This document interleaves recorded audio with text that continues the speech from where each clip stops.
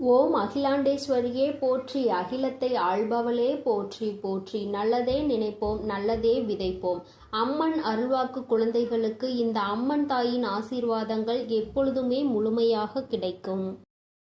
வரவிருக்கின்ற ஒரு மிகப்பெரிய ஆபத்தில் இருந்து உன்னை காப்பாற்றுவதற்காக இன்று இந்த வராகி உனக்கான எச்சரிக்கை வாக்கினை கொண்டு ஓடோடி வந்திருக்கின்றேன். நமக்கு அப்படி யாரால் ஆபத்து ஏற்பட்டு விட போகிறது என்று நீ நினைக்கின்றாயா? இல்லை, நிச்சயமாக அம்மா சொல்வது உண்மைதான், நமக்கு ஆபத்து நெருங்கி கொண்டிருப்பது உண்மைதான் என்று நினைக்கின்றாயா? எதற்காக நான் இப்படி கேட்கின்றேன் தெரியுமா? இந்த வராகி உன்னிடத்தில் ஒரு கேள்வி கேட்கின்றேன் என்றால் அதில் 1000 காரணங்கள் இருக்கும் என்பதனை நீ புரிந்து கொள்ள வேண்டும். ஏனென்றால் அம்மா எதற்காக இப்படி சொல்கின்றாள் என்று நீ சிந்திப்பாய். ஆனால் உனக்கு யார் மீதும் சந்தேகம் இல்லை என்று அர்த்தம். யாராலும் உன் வாழ்க்கையில் எந்த பிரச்சனைகளும் இல்லை என்று அர்த்தம். அதே நேரத்தில் என் குழந்தைக்கு உண்மைதான் என்று நினைப்பாயானால் நிச்சயமாக உன்னை சுற்றி ஏதோ ஒரு சூழ்ச்சி ஒருவரால் நடந்து கொண்டிருப்பதை நீயும் கணித்து கொண்டுதான் இருக்கின்றாய் என்று அர்த்தம். என் பிள்ளையே, நான் சொல்கின்ற இந்த நபர் உன்னுடைய வாழ்க்கையில் சில நாட்களுக்கு முன்பே எந்த தொடர்பும் இல்லாமல் பிரிந்த ஒரு உறவு. அத்தனை நெருக்கமான உறவு என்றும் சொல்லிவிட முடியாது.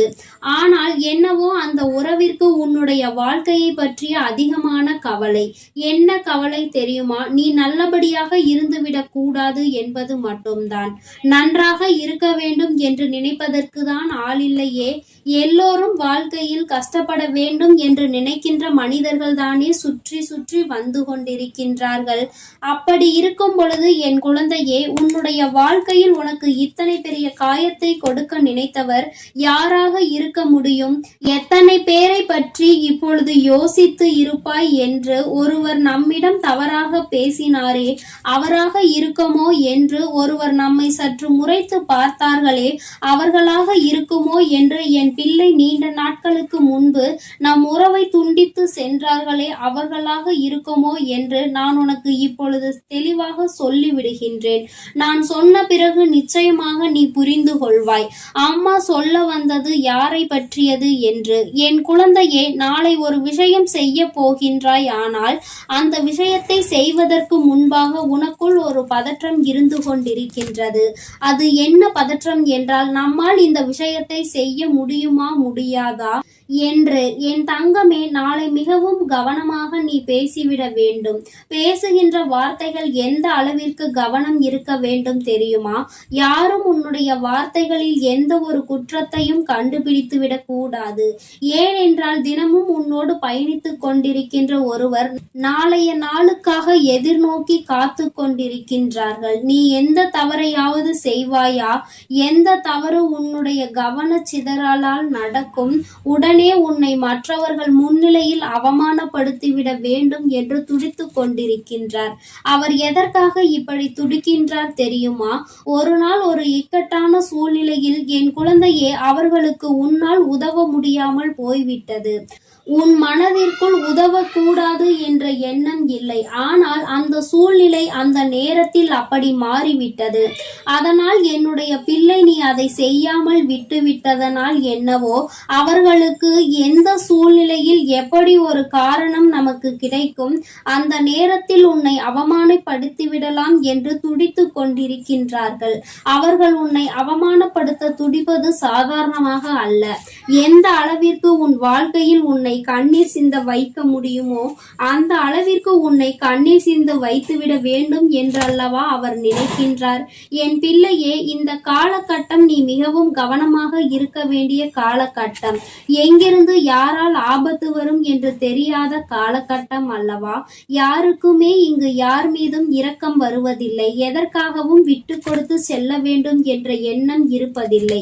எல்லோருக்கும் சுயநலம், தன்னுடைய தன்னுடைய சுயநலத்தை மட்டுமே எல்லோருக்கும் தன்னுடைய மனதில் வைத்து கொண்டு இருக்கின்றார்கள். இப்படி இருக்கின்ற இந்த நேரத்தில் என்னுடைய பிள்ளை, நீ உன்னுடைய வாழ்க்கையில் இது போன்ற மனிதர்களை எல்லாம் சற்று கவனமாக கையாள வேண்டும்.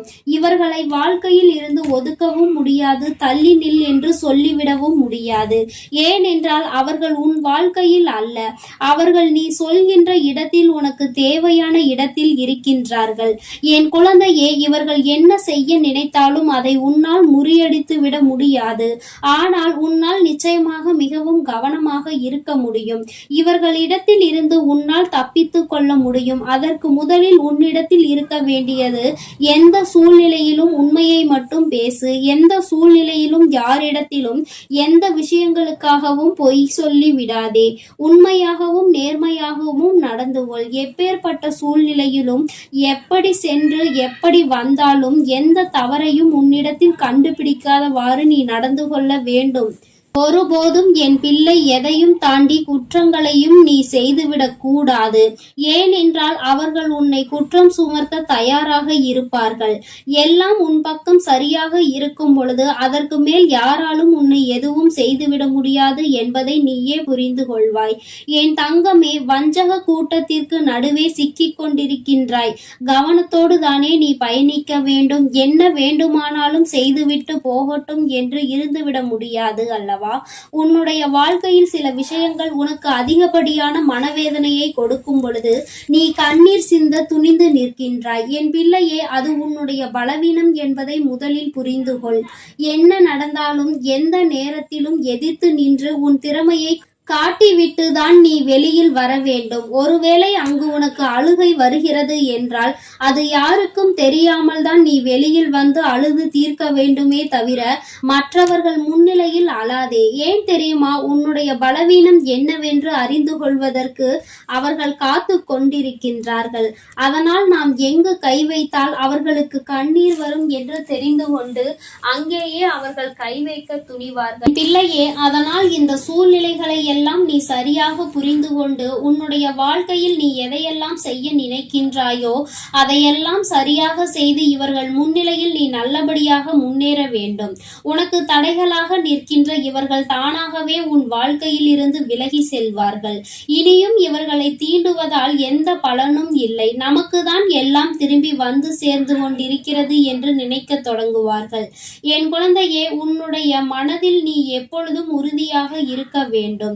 உன்னுடைய வாழ்க்கையில் ஏற்பட்டிருக்கின்ற சில மாற்றங்களினால் நீ சில காலமாகவே உன்னுடைய வாழ்க்கையில் எல்லாவற்றையும் பெற்றுக்கொண்டதாக ஒரு உணர்வை உணர்ந்து கொண்டிருக்கின்றாய். தெய்வத்தின் அன்பு உனக்கு முழுமையாக கிடைத்து விட்டது. உன்னால் உணர முடிகின்றது. அப்படி இருக்கும் பொழுது எப்பேற்பட்ட கஷ்டத்திலும் என் குழந்தை, உன்னுடைய பலவீனத்தை மற்றவர்களிடத்தில் வெளிப்படுத்தி விடாதே என்றுதான் உன் அம்மா மீண்டும் மீண்டும் உன்னிடத்தில் சொல்லிக் கொண்டே இருக்கின்றேன். என் தங்கமே, உன்னுடைய அழுகையானது நிச்சயமாக அடுத்தவர்களுக்கு சந்தோஷத்தை கொடுத்துவிடக் கூடாது. நீ மற்றவர்கள் முன்னிலையில் எப்பொழுதும் உன்னுடைய அழுகையை வெளிக்காட்டி கொள்ளாமல் தனியாக இருக்கும் பொழுது அதை பற்றி சிந்தித்து பார். எந்த சூழ்நிலையிலும் நீ கம்பீரமாக நிற்கும் பொழுது உன்னை பார்த்து அவர்கள் பயப்படத்தான் செய்வார்கள். உனக்கு ஒரு விஷயத்தை செய்ய வேண்டும் என்றால் அவர்கள் நிச்சயமாக மனதிற்குள் பதற்றத்தை எடுத்துக் கொள்வார்கள். என் தங்கமே, நாளை உன்னை நோக்கி வருகின்ற இந்த ஆபத்தில் இருந்து உன்னை நீ காத்து கொள்ள வேண்டும் என்றால் நீ சுறுசுறுப்பாக இருக்க வேண்டும். எந்த கட்டத்திலும் உன்னுடைய மனதில் இருந்து தேவையில்லாத சிந்தனைகளை வெளியில் வந்துவிடக் கூடாது. உன்னை பற்றி தவறாக புரிந்து கொண்டதற்காக அவர்கள்தான் வருத்தப்பட்டு நிற்க வேண்டுமே தவிர ஒரு நாளும் என் பிள்ளை நீ வருத்தப்பட வேண்டிய சூழ்நிலை வந்து விடாது. நீ ஏதோ ஒரு காரணத்தினால் உதவி செய்யாமல் போயிருக்கலாமே தவிர மற்றபடி உதவிகளை யாருக்கும் வழங்கக்கூடாது என்று நீ நினைக்கின்ற குழந்தை அல்ல. உன்னுடைய நல்ல மனது புரிய வரும் பொழுது நிச்சயமாக அவர்கள் தானாகவே உன்னிடத்தில் வந்து மன்னிப்பையும் கேட்டு செல்வார்கள் என்பதில் எந்த ஒரு மாற்று கருத்துமே கிடையாது. இதை உணர்ந்து கொண்டால் நீ நிச்சயமாக யாரை பற்றியும் தவறாக நினைத்து விடவும் மாட்டாய். என் அன்பு குழந்தையே, அதனால் நீ எதற்காகவும் கலங்காதே. இந்த வராகி அம்மாவினுடைய ஆசீர்வாதங்கள் உனக்கு எப்பொழுதும் முழுமையாக இருக்கும். என் தங்கமே, நீ எதற்காகவும் கலங்காதே, எதை நினைத்தும் வருந்தாதே. நீ நல்லதையே நினைத்தால் உன் வாழ்வில் எல்லாம் உனக்கு எப்பொழுதும் நல்லதாக மட்டுமே நடக்கும். என் அன்பு பிள்ளைக்கு இந்த அம்மன் தாயின் அன்பும் ஆசீர்வாதமும் முழுமையாக கிடைக்கும். ஓம் அகிலாண்டேஸ்வரியே போற்றி, அகிலத்தை ஆள்பவளே போற்றி போற்றி.